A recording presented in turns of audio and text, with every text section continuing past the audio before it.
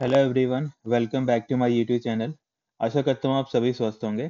तो जैसा कि हम रेगुलरली अपने कंप्यूटर के क्वेश्चन डिस्कस कर रहे हैं, आज का हमारा फर्स्ट क्वेश्चन आ गया। विच ऑफ द फॉलोइंग की इज अ मिनिमल सुपर की। यहाँ पे बात करिए कि इनमें से कौन सी जो ऑप्शंस में दे रखी हैं उनको उसको हम क्या बोलते हैं, मिनिमल सुपर की बोलते हैं। तो याद रखना, जब भी हम डीबीएमएस एक सब्जेक्ट पढ़ते हैं, डाटाबेस मैनेजमेंट सिस्टम, वहाँ पे हम डिफरेंट टाइप की कीज पढ़ते हैं। लाइक सुपर की आता है, प्राइमरी की आता है, अल्टरनेट की आता है, कैंडिडेट की आता है, फॉरेन की आता है, इसके अलावा कंपोजिट की आता है। हम तो ये सारे के सारे हम कीज पढ़ते हैं, जैसे नल की आता है, ठीक है, पार्शियल की। तो ये डिफरेंट डिफरेंट टाइप्स के हम कीज पढ़ते हैं। जो एक्चुअल में इन कीज का फायदा क्या होता है कि ये हमें एक पर्टिकुलर कोई इन्फॉर्मेशन, हमें कोई चीज फाइंड करनी है डाटाबेस में से, उसको फाइंड करने के लिए हमें हेल्पफुल होते हैं।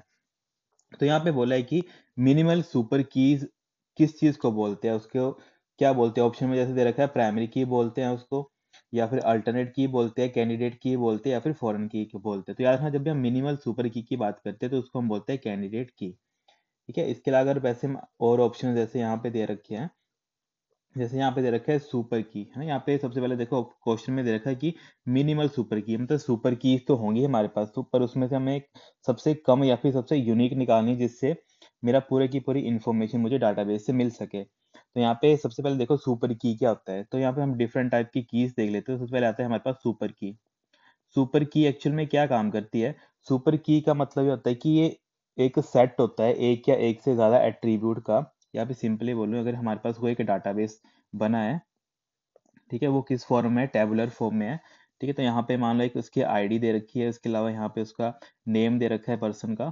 ठीक है, अब जो आईडी और ये नेम है, इस इन्हीं को हम क्या बोलते हैं, एट्रीब्यूट बोलते हैं बेसिकली, है ना। एट्रीब्यूट, या फिर मैंने पहले बताया था, इनको नहीं याद रहे तो इनको सिंपली जो कॉलम होता है वो याद करके रखना है। तो सिंपली बोलने का मतलब है कि एक या एक से ज्यादा, जब भी हम कॉलम्स को यूज करके किसी पर्सन की पूरी इंफॉर्मेशन, अब नेम या फिर आईडी के साथ उसका क्या आ सकता है कि वो कौन सी क्लास में पढ़ रहा है, उसका जो घर का एड्रेस क्या है, उसका मोबाइल नंबर क्या है।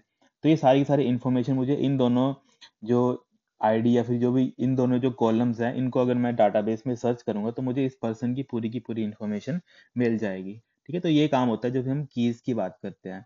तो देखो, जो सुपर कीज होती है, तो सुपर कीज का मतलब क्या होता है कि एक या एक से अधिक, जब भी हम, मतलब यहाँ पे देखो एक क्या है, अगर हम आईडी, सिंपल आईडी से सर्च करें तब भी किसी यूजर का पूरा इंफॉर्मेशन मिल जाएगी कि यूजर का नाम क्या है, उसका क्लास क्या है, उसका होम का एड्रेस क्या है, उसका मोबाइल नंबर क्या है, वो सारी इंफॉर्मेशन मिल जाएगी। इसके अलावा आईडी, और अगर मैं नेम सर्च करूँ, या फिर सिंपली आईडी के अलावा अगर यहाँ पे आधार कार्ड दे रखा होता, तो अब ये देखो, या फिर इनको इनमें से किसी सिंगल सिंगल को यूज कर लूँ, या फिर इनको कंबाइन करके यूज कर लूँ। ठीक है, उस चीज को हम बोलते हैं सुपर की।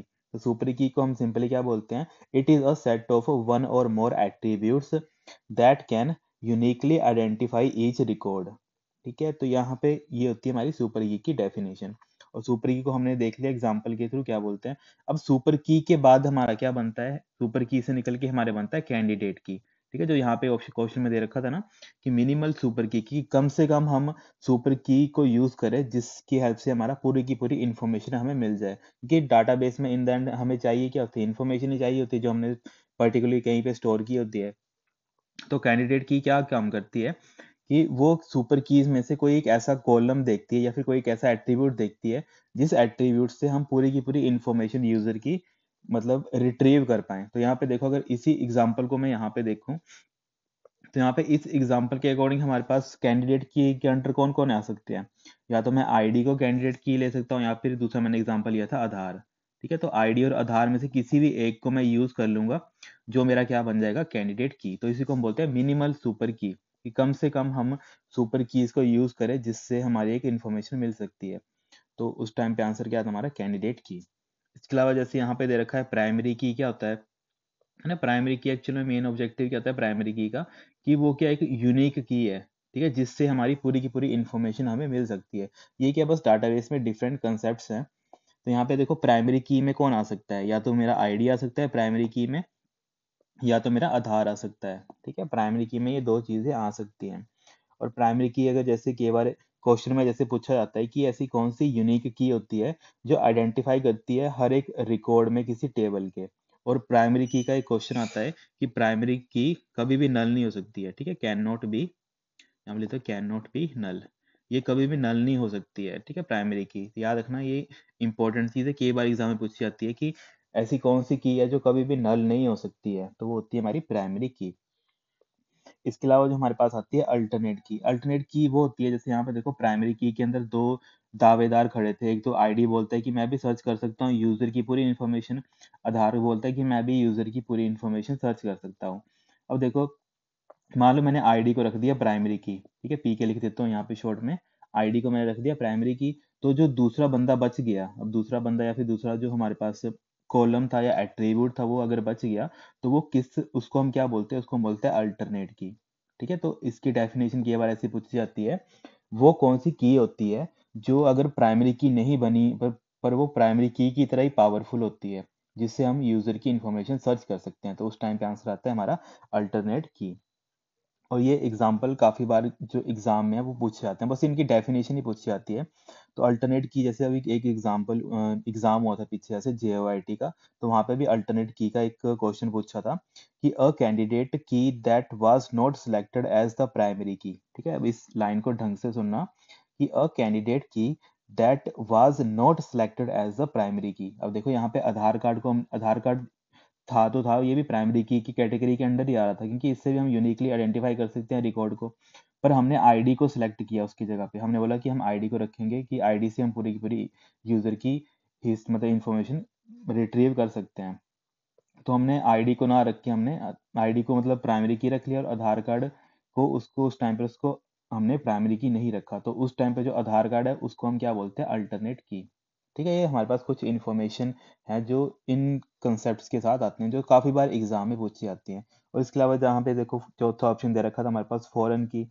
अब फॉरेन की क्या काम करती है, जैसे मान लो कि मुझे एक टेबल को दूसरे टेबल से लिंक करना होता है। ठीक है, तो यहाँ पे मान लो कि यहाँ पे एक यूजर की आईडी मान लो 1 है, यहाँ पे 2 है, यहाँ पे 3 है, और उसका नेम ABC करके है।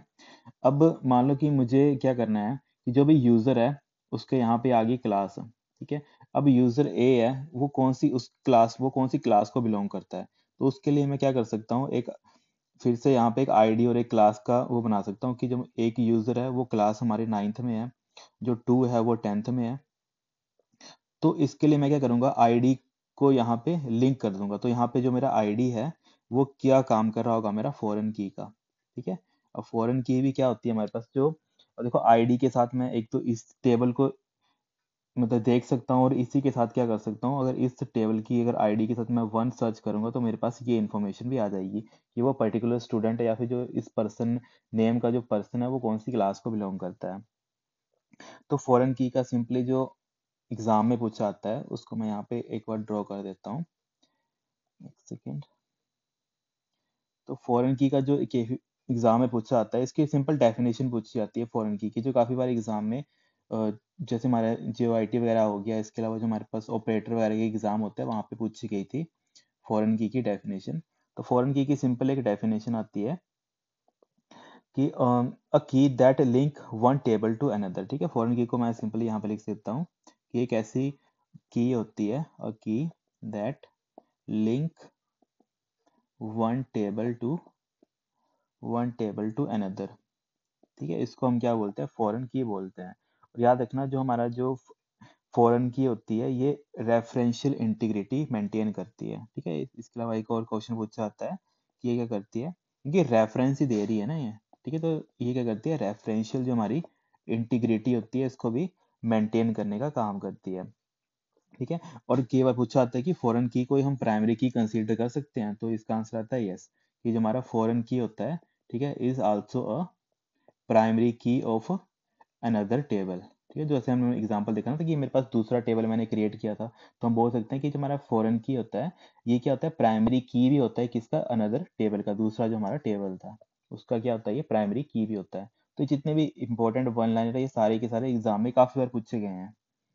फिर हमारे पास नेक्स्ट क्वेश्चन आ गया, blue line under a text in Microsoft word mean. यहाँ पे बात करी है कि अगर हम जो हमारी, जब भी हम टाइप वगैरह करते हैं ना उस टाइम पे क्या आता है कि ब्लू लाइन आ जाती है। ठीक है, जैसे फॉर एग्जांपल यहाँ पे मैंने कुछ टाइप किया, ABC करके टाइप किया, और इसके नीचे मान लो ऐसे करके मेरी ब्लू लाइन आ गई। ठीक है, जब हम वर्ड में टाइप करते हैं तो ऐसे करके हमारे पास नीचे अगर ब्लू लाइन आती है तो इसका मतलब क्या होता है, बस वो चीज़ पूछी है।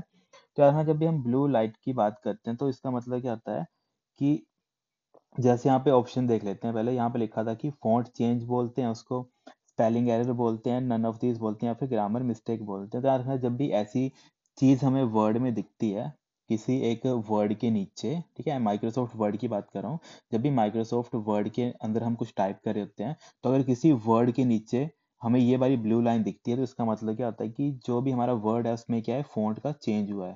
ठीक है, इसको बोलते हैं फॉन्ट चेंज। तो यहाँ पे क्या होगा, फर्स्ट हमारा राइट आंसर हो जाएगा।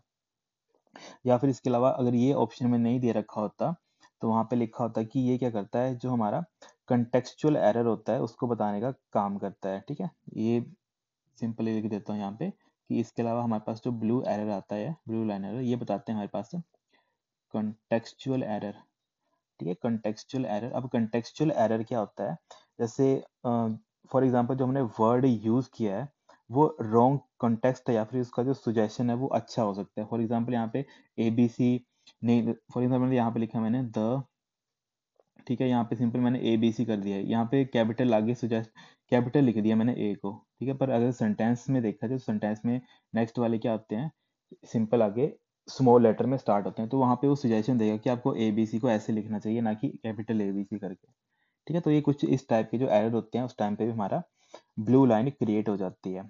तो अगर इसका हम एक एग्जांपल देख लें ब्लू एरर का, तो यहाँ पे इसको मैं रेज कर देता हूँ, एक बार इसका एग्जांपल देख लेते हैं, क्योंकि एग्जाम में ना ये काफी बार पूछे जाते हैं। तो यहाँ पे अगर मैं सबसे पहले ब्लू लाइन, जो हमारे पास ब्लू लाइन का एरर आता है उसका एक एग्जांपल देखें, तो उनको क्या करना है, अपनी कॉपी वगैरह में नोट करके लिख लेना। जैसे एग्जांपल आ गया, मैं लिख देता हूँ he is an historic event. ठीक है, तो जैसे मैंने यहाँ पे लिखा तो यहाँ पे लाइन में एरर आ जाएगा। ठीक है, तो यहाँ पे लाइन में क्या एरर आ जाएगा, अ हिस्टोरिक इवेंट के नीचे क्या आ जाएगा हमारे पास, यहाँ पे लाइन आ जाएगा। ठीक है, क्योंकि यहाँ पे देखो एन नहीं लगेगा, क्योंकि यहाँ पे देखो एरर क्या है, यहाँ पे हमारा एन में एरर है, यहाँ पे एरर है, तो यहाँ पे इसके नीचे वो पूरे के पूरे लाइन के नीचे क्या कर देगा, ब्लू लाइन क्रिएट कर देगा, और यहाँ पे ये बोलेगा कि आपको इसको ऐसे लिखना चाहिए, अ हिस्टोरिक इवेंट, ऐसे करके आप लिखोगे तो वो बिल्कुल क्या होगा, करेक्ट होगा। ठीक है, तो ये हमारे पास कुछ एरर्स होते हैं। इसके अलावा अगर और भी देखने होंगे तो जैसे रेड काफी बार पूछा जाता है, कि अगर हमारे उसमें रेड वेव बन रही हो, रेड वेव नीचे बन रही हो, तो ये कब आता है, जब भी हमारे पास जो स्पेलिंग एरर होता है, ये बनता है जब हमारे पास स्पेलिंग में एरर होती है। फॉर एग्जांपल यूजर ने लिखना था, एग्जांपल ले लेता हूँ, अगर एग्जांपल लिखना हो, ठीक है, तो एग्जाम्पल, ये स्पेलिंग क्या है यहाँ पे गलत है, तो यहाँ पे ये क्या आ जाता है, रेड एरर आ जाता है। तो उस टाइम पे हम उसको करेक्ट कर सकते हैं। करेक्ट करने के बाद हम कैसे लिखते हैं एग्जाम्पल कैसे, ठीक है, यहाँ पे देखो क्या स्पेलिंग मिस्टेक है ना, तो उस टाइम पे हमारी क्या आती है, रेड वेव आती है। इसके अलावा एक और पूछी जाती है काफी बार एग्जाम में, वो क्या होती है हमारे पास, ग्रीन वेव। ठीक है, अगर हम ग्रीन वेव की बात करें, जो ग्रीन वेव आती है, तो ग्रीन वेव में क्या होता है, ये बताता है कि जो हमारा ग्रामेटिकल एरर आ गया हमारे सेंटेंस में। ठीक है, जैसे फॉर एग्जांपल मेरे एरर, ग्रामर में एरर है। ठीक है, जैसे कि स्टूडेंट लिखते हैं कि कोई कोई सेंटेंस लिखा, पर जो उन्होंने ग्रामर यूज किया है वो क्या गलत है।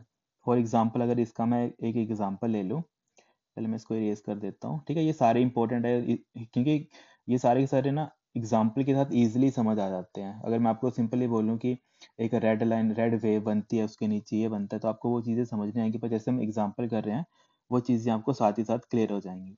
तो ग्रीन लाइन एरर में ग्रामेटिकल एरर कैसे आता है, जैसे मैं एग्जाम्पल ले लूँ, she don't like the movie, she don't like the movie, मैंने ये एग्जांपल लिया, पर यहाँ पे ग्रीन वेव क्यों आएगी, क्योंकि यहाँ पे क्या है, ग्रामेटिकल मिस्टेक है। ठीक है,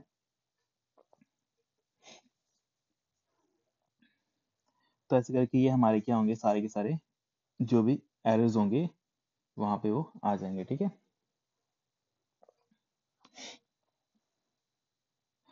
तो यहाँ पे तो एरर पता ही होगा कहाँ पे आएगा, यहाँ पे इस जगह पे एरर आएगा, she doesn't like the movie. इस टाइप पे हमारे पास ये ग्रामेटिकल जो स्ट्रक्चर है वो गलत हो जाएगा,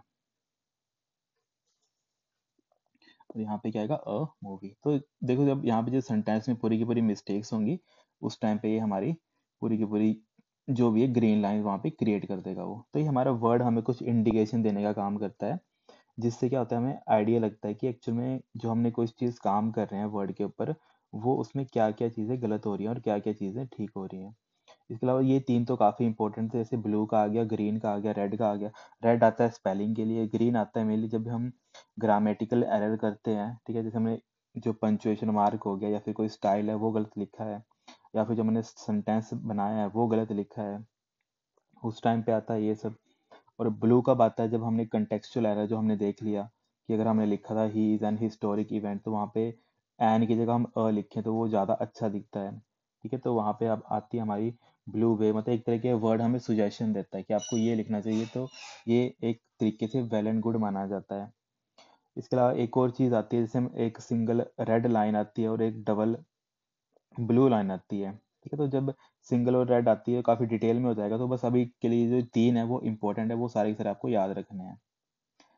फिर नेक्स्ट आता है हमारे पास, to connect network of similar protocol are used. यहाँ पे सिंपली बात करें कि अगर मुझे कनेक्ट करना होगा नेटवर्क को जिनमें आपस में सिमिलर प्रोटोकॉल या फिर सिंपली जो काम करने का तरीका है वो एक जैसा ही है, अगर प्रोटोकॉल को मैं समझाऊं सिंपली कि जो उनके काम करने का तरीका है ना वो एक जैसा ही है, तो उस टाइम पे मुझे कौन सा जो डिवाइस है वो यूज़ करना पड़ेगा। फॉर एग्जांपल मेरे पास एक नेटवर्क है, उसमें मेरे पास क्या है, चार डिवाइसेस हैं आपस में, ठीक है, एक नेटवर्क है जिसमें चार डिवाइसेस हैं और एक दूसरा नेटवर्क आ गया उसमें भी मेरे पास क्या है, चार डिवाइसेस हैं। तो इस टाइम पे ये दोनों इन दोनों का अंदर का काम करने का एक जैसा ही है, सेम टू सेम ही है, ये सारा का सारा जो काम कर रहे हैं वो एक जैसे ही काम कर रहे हैं। और मुझे इन दोनों को आपस में कनेक्ट करना होगा तो वो मैं किसकी हेल्प से कर सकता हूँ, बस वो चीज़ है। उस टाइम पे मैं इन दोनों के बीच में कौन सा ऐसा डिवाइस कनेक्ट करूंगा जिससे ये क्या करेगा, दोनों के दोनों आपस में कनेक्शन या फिर जो काम है वो स्टार्ट कर देंगे आपस में करने। तो याद रखना इस टाइम में हम कौन सा जो डिवाइस है वो यूज करते हैं, हम उस टाइम पे ब्रिजेस का यूज करते हैं, ठीक है, तो यहाँ पे क्या होगा, सेकंड हमारा राइट आंसर हो जाएगा। और ये काफी बार एग्जाम में पूछा जाता है, और ये कौन से सब्जेक्ट से रिलेटेड, जब हम नेटवर्किंग पढ़ते हैं वहां पे आता है। नेटवर्किंग पढ़ते हैं वहाँ पे डिफरेंट डिफरेंट टाइप के डिवाइसेस आते हैं, तो वहाँ पे पूछा जाता है कि ऐसा कौन सा डिवाइस है जो हम मान लो कि दो अलग अलग नेटवर्क यहाँ पर उन दोनों को आपस में मुझे कनेक्ट करना होगा, ठीक है, पर वो काम क्या कर रहे होंगे, सिमिलर प्रोटोकॉल के ऊपर काम करेंगे, मतलब जो इसका काम करने का तरीका होगा वो दूसरे का भी सेम टू सेम ही होगा। तो इन दोनों के बीच में आपस में मुझे कनेक्शन बनाना होगा, तो वहाँ पे मुझे एक डिवाइस लगाना पड़ता है जिसको हम बोलते हैं ब्रिज, ठीक है, ये काफी बार एग्जाम में पूछा गया है। इसके अलावा यहाँ पे देख लो, अगर एग्जाम्पल में देखो स्विच लिखा है, ठीक है, तो स्विच के रिगार्डिंग जो भी क्वेश्चन एग्जाम में पूछे जाते हैं, स्विच के रिगार्डिंग देखिए हम, तो स्विच के रिगार्डिंग जो एग्जाम में क्वेश्चन पूछे जाते हैं, एक तो ये पूछा जाता है कि जो स्विच है इसको इथरनेट जो प्रोटोकॉल है वो कौन सा यूज करता है, ये आई ट्रिपल ई का एक प्रोटोकॉल आता है, ठीक है, आई ट्रिपल ई का 802.3, जिसको हम क्या बोलते हैं, ईथरनेट बोलते हैं। कई बार पूछा जाता है कि ईथरनेट का जो हमारा आई ट्रिपल ई स्टैंडर्ड है वो कौन सा होता है, तो वो होता है 802.3, ठीक है, काफी बार एग्जाम में पूछा गया है। तो ये क्या करता है, स्विच इस प्रोटोकॉल को यूज करता है, ठीक है, स्विच भी एक्चुअल में क्या एक नेटवर्किंग डिवाइस ही है, पर वो नेटवर्किंग डिवाइस किस जो प्रोटोकॉल का इसका यूज करता है, तो इथरनेट 802.3 है, इसको क्या करता है, यूज करता है। और इसमें जो इंपॉर्टेंट चीज है स्विच में, तो ये कनेक्ट करता है devices with in the same network, ठीक है। अब सिंपली अगर with in the same network की बात करूं कि जो लैन में आपस में जो भी डिवाइसेस कनेक्ट हैं उनको कनेक्ट करने का काम करता है। तो स्विच और हब में हमने पहले एक बार डिफरेंस देख लिया था, अगर जैसे पीछे के आप वीडियोस देखोगे तो वहाँ पे हमने क्वेश्चन में डिस्कस भी किया था कि स्विच और हब में क्या डिफरेंस होता है, कि एक मेनली एक स्मार्ट डिवाइस होता है, मतलब स्विच एक हमारा स्मार्ट डिवाइस होता है, ठीक है, और जो हब होता है वो हमारा एक तरीके का स्मार्ट डिवाइस नहीं होता, क्योंकि वो डाटा अपना सभी को शेयर कर देता है।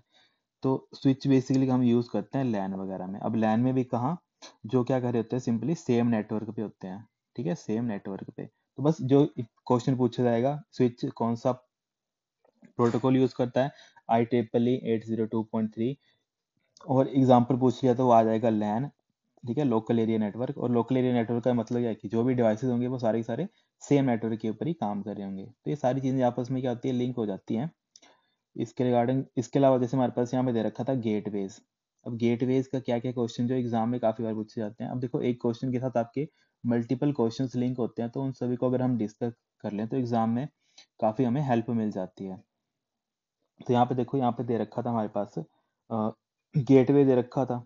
अब गेटवे का मतलब क्या होता है, गेटवे का मतलब होता है कि वो क्या करता है, कनेक्ट करता है डिफरेंट नेटवर्क्स को, ठीक है, इंपॉर्टेंट गेटवेज में क्या है, ये क्या करता है, it connect different different network. ठीक है, अब हमने देखा हमने ब्रिज देखा था। ब्रिज क्या करता है, जो सिमिलर नेटवर्क होता है उनको कनेक्ट करता है, पर जो गेटवे होते हैं वो करता है डिफरेंट नेटवर्क को। फॉर एग्जांपल यहाँ पे मेरे पास एक मैंने नेटवर्क बनाया है N1 करके, और यहाँ पे नेटवर्क का मेरा बनाया मैंने N2 करके। तो ये नेटवर्क है, मान लो ये किसी और प्रोटोकॉल पे काम कर रहा है। ठीक है, ये प्रोटोकॉल एक्स पे काम कर रहा है, ये प्रोटोकॉल एक्स पे काम कर रहा है, और ये प्रोटोकॉल हमारा वाई पे काम कर रहा है। ठीक है, प्रोटोकॉल तो डिफरेंट डिफरेंट हो सकते हैं। फॉर एग्जांपल HTTP हो गया, FTP हो गया, SMTP हो गया, DNS हो गया, IP हो गया, TCP हो गया, UDP हो गया, ये सारे के सारे क्या डिफरेंट टाइप के हमारे पास प्रोटोकॉल हैं। पर देखो जो हमारा N1 है वो किसी और प्रोटोकॉल X के ऊपर काम कर रहा है, पर जो हमारा N2 है वो प्रोटोकॉल Y के ऊपर काम कर रहा है। अगर मुझे इस टाइम पे इन दोनों को आपस में कनेक्ट करना होगा, इन नेटवर्क को आपस में कनेक्ट करना होगा, तो उस टाइम पे मुझे यूज करना पड़ेगा एक डिवाइस जिसको हम बोलते हैं गेटवे। अब गेटवे का मतलब क्या है, ये कि ये एक ऐसा डिवाइस है जो डिफरेंट जो हमारे पास नेटवर्क होते हैं उनको आपस में कनेक्ट करने का काम करता है। ठीक है, और साथ ही साथ एक तो ये डिफरेंट नेटवर्क आ गया, और साथ ही साथ क्या है, डिफरेंट हमारे पास प्रोटोकॉल होते हैं जिनमें डिफरेंट प्रोटोकॉल्स। ये काफी बार एग्जाम में पूछा था, जब हम ऑपरेटर का या फिर प्रोग्रामर का, ठीक है, कई कई बार ऐसा होता है जो हमारे पास लो लेवल के एग्जाम में होते हैं, उसमें वो सिंपली वन लाइन में पूछा जाता है कि ऐसा कौन सा डिवाइस होता है जो डिफरेंट नेटवर्क्स को आपस में कनेक्ट करता है। तो उस टाइम पे भी राइट आंसर क्या आता है, गेटवे। ठीक है, इसके अलावा जैसे यहाँ पे रूटर वगैरह दे रखा था। रूटर का काम क्या होता है, बेसिकली ये शॉर्टेस्ट पाथ देते हैं हमें। तो रूटर का तो सिंपली ये एग्जाम में पूछा जाता है कि रूटर क्या करता है। रूटर हमें क्या देता है, शॉर्टेस्ट पाथ देता है। ठीक है, शॉर्टेस्ट पाथ देता है। फॉर एग्जांपल ले लो कि मुझे अगर ए लोकेशन से बी लोकेशन में डाटा भेजना है, और उसके बीच में मेरे पास काफ़ी डिवाइसेस लगे हैं। अब इन डिवाइसेस को हम क्या बोलते हैं, रूटर बोलते हैं। ठीक है, तो एक रूटर का जो रास्ता है, उसका रास्ता कुछ इस तरीके से है कि वो पहले इस पे जाएगा, फिर इस पे जाएगा, फिर डायरेक्टली बी पे जाएगा। एक रास्ता ये जा रहा है, और दूसरा रास्ता मान लो कि दूसरा रास्ता कुछ ऐसे जा रहा है कि वो पहले इस पे जाएगा, फिर इस पे जाएगा, फिर इस पे जाएगा, फिर उस पे जाएगा, फिर लास्ट में बी के पास जाएगा। अब देखो हमें सबसे छोटा रास्ता कौन सा मिल रहा है, जब जो हमारा ब्लू वाला है, कि वो सबसे पहले इस रूटर पे जाएगा, फिर अगले इस रूटर पे जाएगा, और फाइनली जो बी नाम की लोकेशन है वहां पे उस डाटा को भेज देगा। ठीक है, तब देखो जब हम रूटर की बात करते हैं तो रूटर कौन सा हमें रास्ता प्रोवाइड करेगा, जो ए से बी वाला सबसे छोटा रास्ता है। तो छोटा रास्ता कौन सा दे रहा है हमें, ब्लू वाला। ठीक है, तो वो डाटा जो भी होगा ए वाला डाटा, उसको इस रास्ते से भेजेगा किसके पास, हमारे बी के पास। तो ये काम होता है हमारा रूटर का। अब रूटर में जो हमारे प्रोटोकॉल वगैरह चलते हैं वो काफ़ी डिटेल में हो जाएगा, तो बस अभी इतना याद रख लो। और इसमें भी यही चीज़ होती है, जो रूटर होता है ये भी डिफरेंट नेटवर्क को कनेक्ट करता है। अब डिफरेंट नेटवर्क को, फॉर एग्जांपल जो मेरे पास एक नेटवर्क आ गया लैन का, और दूसरा मेरा आ गया वाइन का। ठीक है, लोकल एरिया नेटवर्क और वाइड एरिया नेटवर्क को अगर मुझे इन दोनों को आपस में कनेक्ट करवाना होगा, तब मैं यूज़ करूंगा यहाँ पे रूटर का। ठीक है, तो काफ़ी बार एग्जाम में जो सिंपल वन वन लाइन के क्वेश्चन है वो यहाँ से पूछे जाते हैं। फिर हमारा नेक्स्ट क्वेश्चन आ गया हमारे पास, in MS Excel is used to reorganise and summarise the data. यहाँ पे सिंपली बात करी है कि कौन सा हमारे पास MS एक्सेल का होता है जो यूज करते हैं, जिसमें जिसको हम सिंपली यूज करते हैं रीऑर्गेनाइज करने और समराइज करने को, किस चीज का, डाटा को। तो हमने पहले भी देखा था कि हमारे पास MS एक्सेल में पाइवट टेबल होता है, जो क्या करता है, रीऑर्गेनाइज भी करता है और साथ ही समराइज भी करता है किस चीज को, डाटा को। तो यहाँ पे क्या होगा, हमारा थर्ड बिल्कुल ही हमारा राइट आंसर हो जाएगा। ठीक है, तो पावर जो हमारा पिवट टेबल होता है हमारे MS एक्सेल में, ये क्या होता है कि हमारा पावरफुल टूल होता है, जिसकी हेल्प से हम क्या करते हैं, एक तो समराइज करते हैं, इसके अलावा एनालाइज करते हैं, एक्सप्लोर करते हैं, और साथ ही साथ प्रेजेंट करते हैं लार्ज जो डाटा सेट होता है उसको एक मैनेजेबल फॉर्मेट में। ठीक है, अगर इसका एग्जाम्पल ही देखना हो मुझे, तो फॉर एग्जाम्पल अगर मैं यहाँ पे पाइवट टेबल का एग्जाम्पल ले लूँ, तो अगर यहाँ पे मैं एग्जाम्पल ले लूँ, तो यहाँ पे सिंपली यहाँ पे आ गया मेरा डेट, यहाँ पे मैं डाल देता हूँ प्रोडक्ट एग्जाम्पल के लिए, और यहाँ पे आ गया मेरे पास अमाउंट।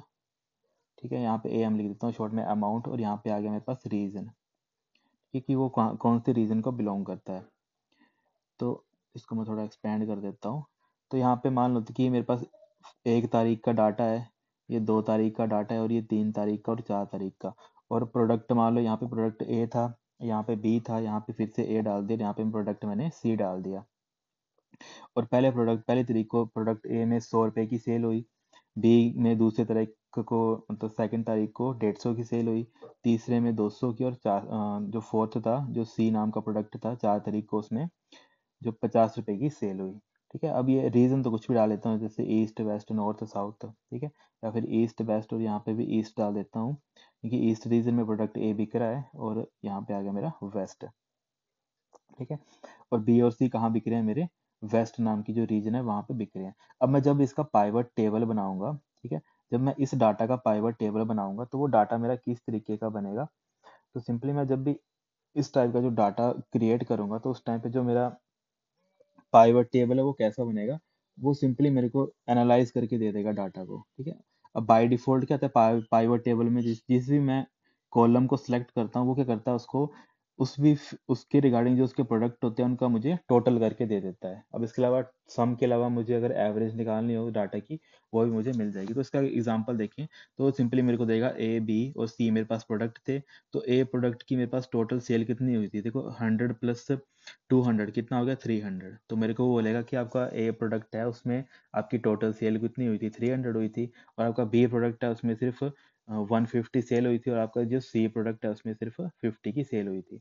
तो ऐसे करके क्या होगा, जो हमारा पाइवट टेबल है, अब देखो इसने क्या किया, एक तरीके की रीऑर्गेनाइज कर दिया मेरे डाटा को, और साथ ही साथ क्या कर दिया, समराइज भी कर दिया मेरे डाटा को, ठीक है। तो इस चीज को हम क्या बोलते हैं, पाइवट टेबल। और कई बार स्टूडेंट्स को पता नहीं होता कि एक्चुअल में काम कैसे करता है, तो मैंने एक एग्जांपल लेके इसको समझा दी कि पाइवट टेबल ऐसे हमारा काम करता है। और याद रखना बाय डिफॉल्ट ये करता है, जो हमारे कॉलम्स होते हैं उनको ऐड करता है, ठीक, कॉलम्स के डाटा को बाय डिफॉल्ट ऐड करता है। पर ये मत सोचना कि इसके अलावा कुछ और काम नहीं कर सकता है। ऐड के अलावा हम और कौन कौन से काम कर सकते हैं वो यहाँ पे लिख देता हूँ। एडिशन के अलावा अगर आपको एवरेज निकालनी है वो निकाल सकते हो, आप उसको एनालाइज कर सकते हो डाटा को, ठीक है। इसके अलावा अगर आपको डाटा में कुछ डिवाइड करना है या फिर कुछ मल्टीप्लाई करना है, वो सारी की सारी ऑपरेशन आप उस डाटा के ऊपर परफॉर्म कर सकते हो। पर अगर बाय डिफॉल्ट पूछा हो कि बाय डिफॉल्ट क्या काम करता है पाइवट टेबल, तो वो एडिशन या फिर एडिशन का काम करता है, या फिर सिंपली इसको बोले समराइज ऑफ द डाटा या फिर एडिशन ऑफ द डाटा का काम करता है। फिर नेक्स्ट क्वेश्चन आता है हमारे पास, which one of the following key alone does not trigger any action from the computer, ठीक है। सिंपली बात करिए कि इनमें से कौन सा ऐसा की होती है अकेली की जो किसी ट्रिगर को परफॉर्म नहीं करती है कंप्यूटर में, ठीक है। तो इसको याद रखना, इसको हम बोलते हैं मॉडिफायर कीज, ठीक है। अब मॉडिफायर कीज होती कौन सी हैं, एक तो आती है हमारे पास कंट्रोल, एक आती है हमारे पास अल्ट ALT, और दूसरी तीसरी आती है हमारे पास डिलीट। तो ये हमारे पास क्या होती है, कुछ मॉडिफायर कीज होती हैं, ठीक है। इसको बोलते हैं हम कंट्रोल, ठीक है। कंट्रोल अल्ट और डिलीट। अब देखो ये अकेली, अगर सिंपल हम अकेला कंट्रोल प्रेस करें तब तो कुछ नहीं होगा, पर जैसे हम कंट्रोल प्लस ए प्रेस करें तब ये क्या करता है, सिलेक्ट कर लेता है सारे के सारे जो भी डाटा होता है उसको सिलेक्ट कर लेता है, ठीक है। तो अगर हम सिंपली अकेला कंट्रोल प्रेस करें तब ये कुछ काम नहीं करता है, मतलब कोई भी एक्शन परफॉर्म नहीं करता है। तो जैसे हम कंट्रोल के साथ प्लस ए यूज करते हैं तब भी कोई एक्शन परफॉर्म करता है। और अल्ट के साथ जैसे हम कुछ टैब, जैसे अल्ट प्लस टैब हमने शॉर्टकट की पहले भी देखी थी, ठीक है, वो स्विचिंग के लिए हम यूज करते हैं। तो देखो जब भी हम कुछ एक्स्ट्रा चीज अपने किसी मॉडिफायर के साथ अटैच करते हैं तो वो कोई ना कोई एक्शन परफॉर्म करता है, ठीक है। पर अगर अकेला हम उसको प्रेस करें तो वो कोई भी ट्रिगर को परफॉर्म नहीं करता। तो बस वही चीज पूछी थी कि निम्नलिखित कुंजी में से कौन सा अकेले कंप्यूटर से किसी भी कार्रवाई को ट्रिगर नहीं कर सकता है, तो वो कौन सी होती है हमारे पास, मॉडिफायर, ठीक है। मॉडिफायर कीज कौन कौन सी होती है हमारे पास, एक तो आती है कंट्रोल, दूसरी आती है हमारी अल्ट, और तीसरी आती है हमारे पास डिलीट। फिर नेक्स्ट क्वेश्चन आ गया हमारे पास, a circuit with about 100 transistor fabricated on a single chip. तो ये हमने पहले भी देखा था, जब भी हमने वो देखा था, ठीक है। जब भी हम पिछले क्वेश्चन देखा, जब भी हमने स्टार्टिंग में एक चीज देखी थी कि जब भी हम बात करते हैं ट्रांजिस्टर्स की, ठीक है, ट्रांजिस्टर में हमने डिफरेंट डिफरेंट टाइप की ट्रांजिस्टर देखे थे, ठीक है। एक देखा था SII, ठीक है, सिंगल स्केल ट्रांजिस्टर। इसके अलावा देखा हमने वो टाइप ऑफ ट्रांजिस्टर देखे थे, जैसे MSI देखा था, मीडियम स्केल इंटीग्रेशन। तो मीडियम स्केल इंटीग्रेशन में मैंने क्या बोला था कि जो आपके 100 से लेकर आपके पास 1000 क्या होंगे, ट्रांजिस्टर लगेंगे एक चिप के ऊपर। अब इसका मतलब क्या, MSI का सिंपल, आपके पास एक चिप है, अब इस चिप के आपने आपके अंदर आपने ऐसे करके क्या है, ट्रांजिस्टर लगाए हैं, ऐसे करके आपने क्या है, ट्रांजिस्टर लगाए हैं, ठीक है। तो यहाँ पे कितने हैं, एक से लेके, मतलब यहाँ पे सबसे छोटे से छोटे 100 होंगे, पर ज्यादा से ज्यादा कितने चले जाएंगे, 1000। तो इसी स्ट्रक्चर को हम क्या बोलते हैं, MSI, इसको बोलते हैं मीडियम स्केल इंटीग्रेशन, ठीक है।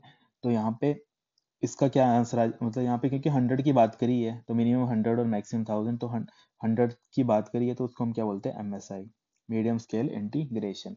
इसके अलावा हमने और भी देखा था, जैसे हमने देखा था LSI, ठीक है, काम तो यही होगा LSI में भी। अब यहाँ पे जो इसमें LSI में सबसे कम कितना चलेगा, सबसे कम 1000 चलेगा, कि उसमें सबसे कम तो 1000 होंगे, पर मैक्सिमम कितने जा सकते हैं, मैक्सिमम जा सकते हैं वो देखो इतने, ठीक है, 1 लाख तक वहाँ पे क्या मैक्सिमम जा सकते हैं, ठीक है। इसके अलावा हमने एक और देखा था VLSI, जो जो हमारी फोर्थ जो जनरेशन टेक्नोलॉजी है, वहाँ पे हम यूज़ करते हैं LSI और VLSI को। तो वहाँ पे भी क्या आंसर आता है कि ओवर 1 लाख जो ट्रांजिस्टर है वो इम्प्लीमेंट होते हैं। और जो हमारा नेक्स्ट जनरेशन आती है, फिफ्थ जनरेशन, उसमें हम पढ़ते हैं ULSI, उसको बोलते हैं हम अल्ट्रा लार्ज स्केल इंटीग्रेशन। और यहाँ पे तो हमारा मिलियंस में चले जाते हैं ट्रांजिस्टर, ठीक है, मिलियंस ऑफ ट्रांजिस्टर एक सिंगल चिप के ऊपर, ऐसे करके मिलियंस ऑफ ट्रांजिस्टर लगे होते हैं एक सिंगल चिप के ऊपर।